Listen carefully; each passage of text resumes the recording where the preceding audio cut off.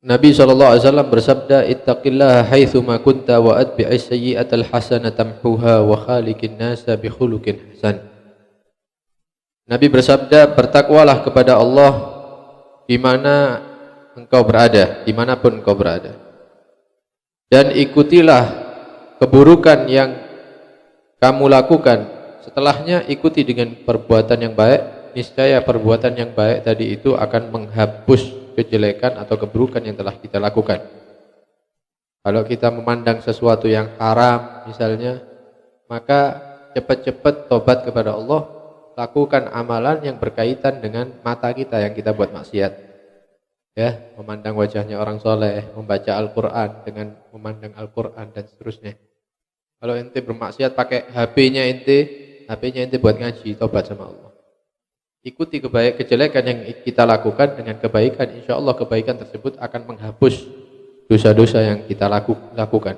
Wa khaliqin nasa bi khuluqin hasan, dan pesan Nabi SAW, kalau kumpul sama manusia itu pakai akhlak yang bagus. Ya, ojo ngamuan, ojo ngejak gelut terus saya ambek wong ya. Benono acara tapi gelut ae. Ya itu bukan akhlak yang baik. Waqala Rasulullah sallallahu alaihi wasallam, usikum bitaqwallah. Saya wasiatkan kepada kalian semua untuk selalu bertakwa kepada Allah Subhanahu wa taala, was-sam'a wat ta'ah, kemudian mendengarkan dan mentaati. Wa in ta'ammara 'alaikum 'abdun habasyiyun, walaupun yang pemimpin yang menjadi pemimpin kalian adalah orang yang asalnya dia itu budak, bekas budak yang datang dari daerah Habasyah. Habasyah itu kalau sekarang Ethiopia. Artinya jangan memandang kepada fisik seseorang.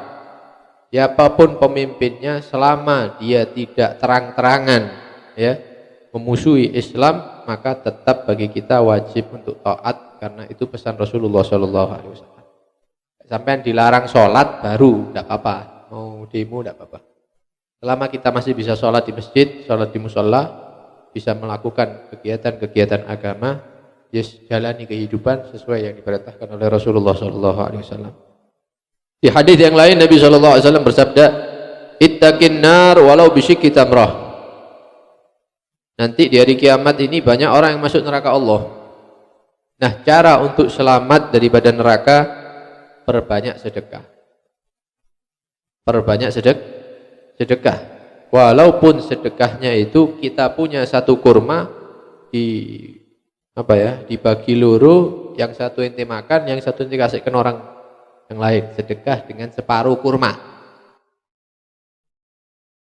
Itu bisa menjaga kita nanti di hari kiamat. Apalagi sedekah dengan yang lebih daripada itu.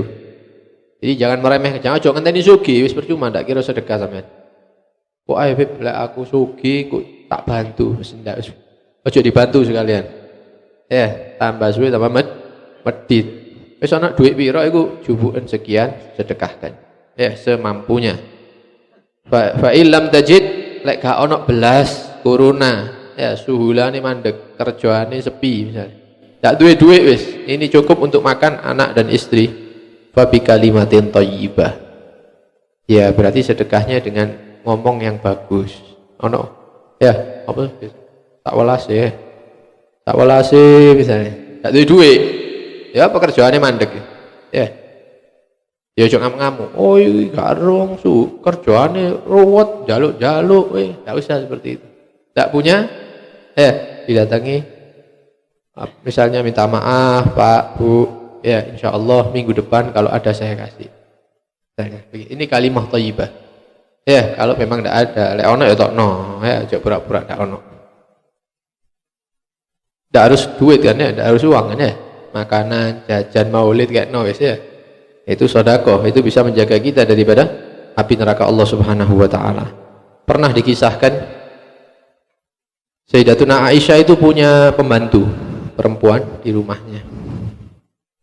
Tiba-tiba Nabi SAW datang mengatakan, wahai Aisyah, itu pelayan yang ada di rumah yang bantu-bantu itu suruh pulang, suruh pulang.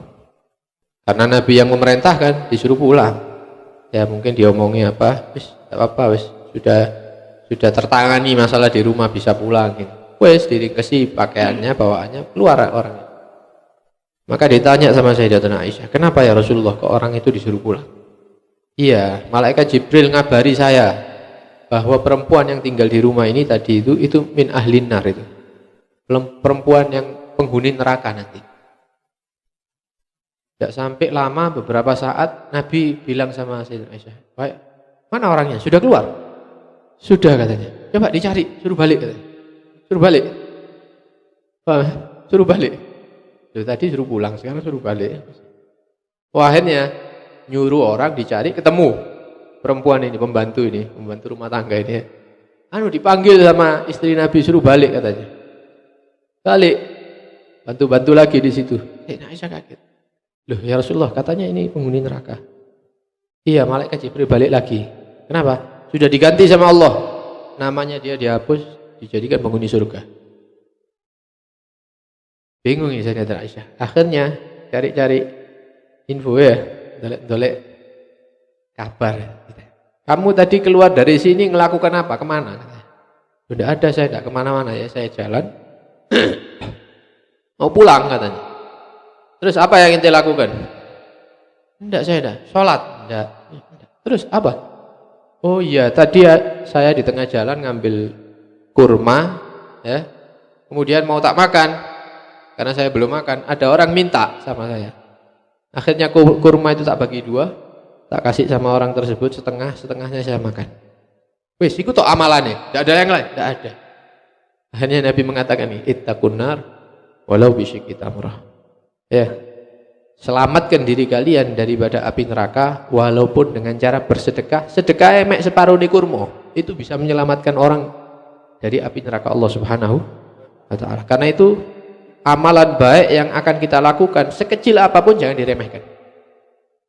Ya, begitu juga maksiat apapun yang kita lakukan, ya, yang itu hati-hati, jangan sampai mek ngene tok, mek delok wong wedok tok. Ono wong wedok mek tak suwiti tok. Ya.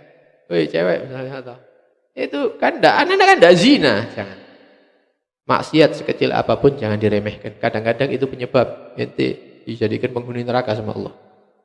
Amal soleh sekecil apapun jangan diremehkan. Jangan-jangan di situ ada ridho Allah sehingga kita dicatat sama Allah sebagai penghuni surga. Nah. Kemudian di antara doa-doa Nabi SAW yang diucapkan, Nabi berdoa. Apa doanya Nabi? Allahumma inni as'alukal huda. Ya Allah, aku memohon kepadamu al-huda, petunjuk. Padahal Nabi itu pembawa petunjuk. Orang itu tahu jalan karena ada Nabi. Nabi itu masih minta petunjuk dari Allah Subhanahu wa ta'ala. Wattuqah. Ya Allah, aku memohon kepadamu at-tuqa, ketakwaan. Padahal Nabi menyatakan, ana atqakum lah. Ana ini orang yang paling bertakwa kepada Allah, ya saya katanya. Siapa lagi yang lebih bertakwa daripada Nabi? Tidak ada lagi orang yang paling bertakwa. Pemimpin orang-orang yang bertakwa Rasulullah sallallahu alaihi wasallam. Tapi Nabi masih minta sama Allah, inni as'aluka al-huda wat-tuqa, masih minta ketakwaan. Wal afaf wal ghina, minta sama Allah supaya dijadikan orang yang afif. Afif itu menjaga kehormatannya dia. Ya.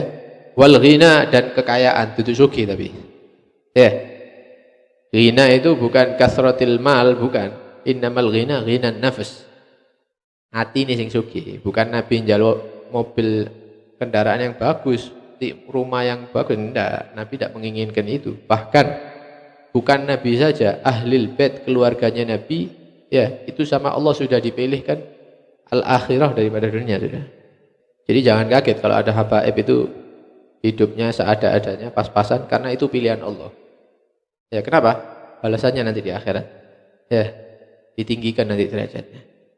Karena itu Nabi yang sudah dikatakan paling afdolnya makhluk itu masih minta sama Allah petunjuk, minta ketakwaan, minta dijaga orang yang menjaga kehormatan, meminta kekayaan hati. Loh, kita ini tidak pernah minta itu sama Allah. Sing dijaluk kerjaan, sing dijaluk arek wedok misalnya. Oh ya Allah, mudah-mudahan anaknya bapak itu oleh aku ya Allah misalnya.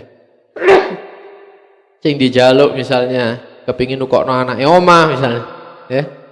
Ini diminta perkara duniawi terus sama Allah sampai bosen. Ya. Iki wong iki deh, wong winongane jauh iku terus ya. Nabi itu tidak pernah minta. Mintanya ya tadi itu, minta hidayat, petunjuk, minta ketakwaan, minta kehormatan, minta